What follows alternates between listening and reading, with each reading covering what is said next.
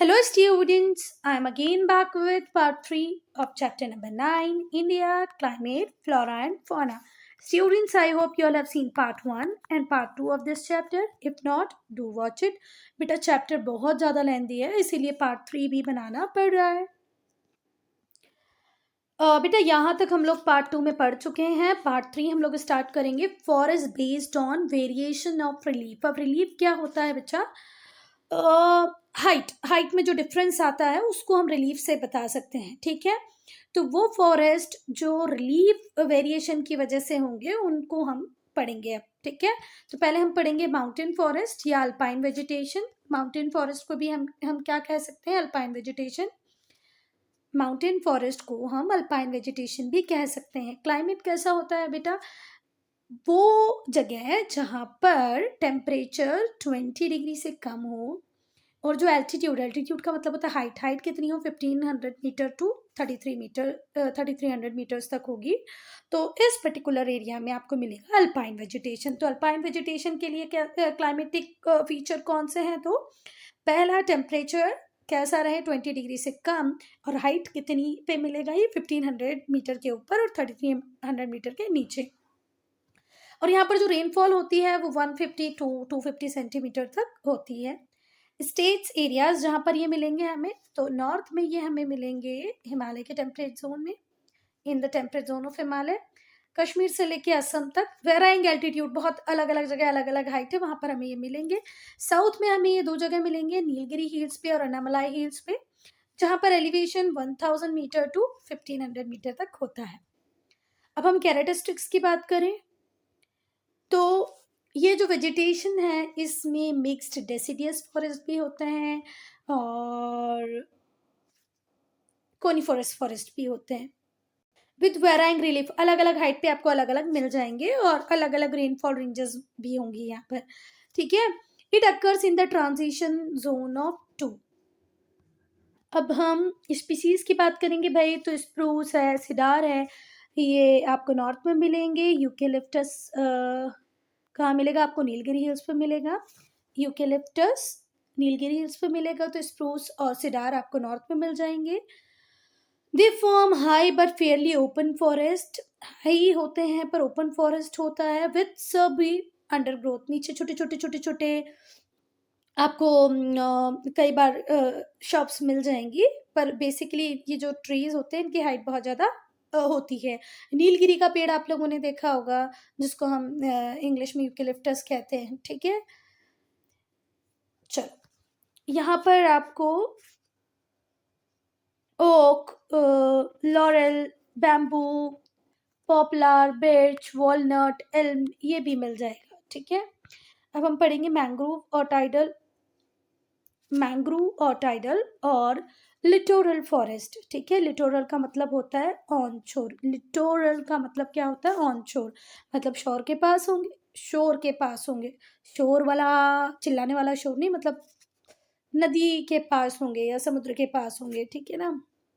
चलो, क्लाइमेट कैसा चाहिए? जो टाइडल फॉरेस्ट होते हैं ये डेल्टास पर होते हैं जहाँ एवरेज टेम्परेचर 26 टू 29 होता है और होती है हैवी रेनफॉल लगभग 200 सेंटीमीटर से भी ज़्यादा. लोकेशन कहाँ पर है? तो जितने भी डेल्टा रीजन होंगे वहाँ पर होंगे, एस्ट्री रीजन में होंगे, क्रीक में होंगे. ठीक है, जहाँ पर भी टाइडल इन्फ्लुएंस होगा वहाँ आपको टाइडल फॉरेस्ट मिल जाएंगे. Found in areas flooded by tides. जहाँ पर टाइड्स ज़्यादा आती होंगी वहाँ पर ज़रूर मिलेंगे ये. जहाँ पर टाइड की वजह से बाढ़ आती होगी वहाँ पर भी मिलेंगे. ये जो ट्रीज होते हैं ये फ्रेश और ब्रैकिश दोनों ही पानी में सर्वाइव कर जाते हैं. ब्रैकिश वाटर में भी सर्वाइव कर जाते हैं और फ्रेश वाटर में भी सर्वाइव कर जाते हैं. अब टाइडल फॉरेस्ट की अगर हम बात करें तो इन्होंने लगभग 21,000 स्क्वायर किलोमीटर का एरिया तो अकेले सुंदरबन डेल्टा ने ऑक्यूपाई कर रखा है. ठीक है, ईस्टर्न कोस्ट पे महानदी का डेल्टा है, गोदावरी कृष्णा नदी के डेल्टा है, अंडमान आइलैंड में है. ठीक है, वेस्टर्न रीजन में भी आपको मिल जाएंगे. कैरेक्टरिस्टिक्स क्या होते हैं बच्चा? ये जो मैंग्रोव वेजिटेशन होती है इसकी ब्रीदिंग रूट्स होती हैं. ब्रीदिंग रूट्स का मतलब क्या होता है? जैसे यहाँ पर जड़ें हैं पेड़ की, पर यहाँ पर बहुत दलदली एरिया है, बहुत मार्शी एरिया है, तो ये रूट्स को प्रॉपर एयर नहीं मिल पाती, तो यहाँ से भी ये रूट्स निकल जाती हैं जो रेस्पिरेटरी ऑर्गन की तरह काम करती हैं. इन्हें ही हम ब्रीदिंग रूट्स कहते हैं. ठीक है, it stilts like roots remained submerged under water, और इनकी जो रूट्स होती हैं वो पानी के अंदर हमेशा सबमर्ज रहती हैं। This tangled mass of root help the plant to survive, और ये जो टैंगल्ड मास है रूट्स का, ये प्लांट को सर्वाइव करने में हेल्प करता है in the shifting mud of coastal region. अब कोस्टल रीजन में बच्चा टाइड्स आ रही हैं जा रही हैं तो मिट्टी इधर उधर इधर उधर होती रहती है, पर बेचारा ट्री सर्वाइव कर जाता है। ये फॉरेस्ट बहुत ज़्यादा डेंस होते हैं। स्पीशीज़ में मोस्ट इंपॉर्टेंट स्पीशीज़ को लर्न कर लेना बेटा। सुंदरी ट्री, ये बहुत इंपॉर्टेंट है इस एरिया में। सुंदरबन डेल्टा में तो आपको सुंदरी ट्री मिलते हैं, और सुंदरबन डेल्टा के नाम पे इनका नाम सुंदरी ट्री रखा गया है। इसकी जो लकड़ी होती है बहुत हार्ड होती है, स्ट्रॉन्ग भी होती है, ड्यूरेबल होती है, ये बोर्ड बनाने के काम में आता है। अदर इम्पॉर्टेंट स्पीशीज़ हैं गुर्जन, हिंतल, जो कि फ्यूल प्रोवाइड करती हैं हाउस होल्ड पर्पज़ के लिए, जो लोग चूल्हे पे खाना बनाते हैं उनके लिए। Forest products and their uses, they are store house of timber. Forest store house है टिम्बर के। हम इससे घर भी बना सकते हैं, फर्नीचर भी बना सकते हैं, फ्यूल की तरह भी यूज़ कर सकते हैं। फ्रूट मिलेंगी, हर्ब्स मिलेंगी, शहद मिलेगा, बैम्बू, बांस मिलेंगे, केन्स, फाइबर्स। एम्प्लॉयमेंट प्रोवाइड करते हैं फॉरेस्ट थाउजेंड्स ऑफ पीपल को। ये सोर्स ऑफ इनकम है गवर्नमेंट के लिए। ये रॉ मटेरियल प्रोवाइड करते हैं इंडस्ट्रीज़ को। अब जैसे पेपर बनाना हो तो रॉ मटेरियल यहीं से मिलेगा। बहुत सारे दूसरे प्रोडक्ट्स जैसे bee wax, materials for dyeing and tanning, oil, lac, ये भी हमें फॉरेस्ट से ही मिलता है। ये शेल्टर प्रोवाइड करते हैं वाइल्ड लाइफ को, and sanctuary to a bird के रहने के लिए, एनिमल्स के लिए रहने के लिए ये शेल्टर की तरह काम करते हैं। फॉरेस्ट नहीं होगा तो एनिमल्स नहीं होंगे।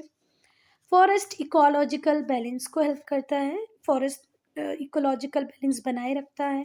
ये सॉइल इरोजन नहीं होने देते, रूट्स को टाइटली होल्ड करके रखते हैं, फ्लड आने से बचाते हैं हमें। फॉरेस्ट क्लीन एनवायरनमेंट, फॉरेस्ट जो होते हैं वो एनवायरनमेंट को क्लीन करते रहते हैं। ये एडवाइजेबल है कि जितनी भी इंडस्ट्रीज़ हैं उनके आसपास फॉरेस्ट बना देने चाहिए, जिससे ट्रीज़ जो कार्बन डाइऑक्साइड इंडस्ट्रीज़ रिलीज़ कर रही हैं उसको क्या करें, वापस से ऑक्सीजन में चेंज कर दें, उस कार्बन डाइऑक्साइड का यूज़ कर लें। फॉरेस्ट जो होते हैं वो सन के इंसोलेशन को भी एब्जॉर्ब करते हैं और रेनफॉल देते हैं। बच्चा ये जो पार्ट है मुझे नहीं लगता अप टू द मार्क बनना, इसीलिए हम इसको यहीं पर ख़त्म करते हैं और पार्ट 4 में यहाँ से डिस्कस करना चालू करेंगे, ठीक है?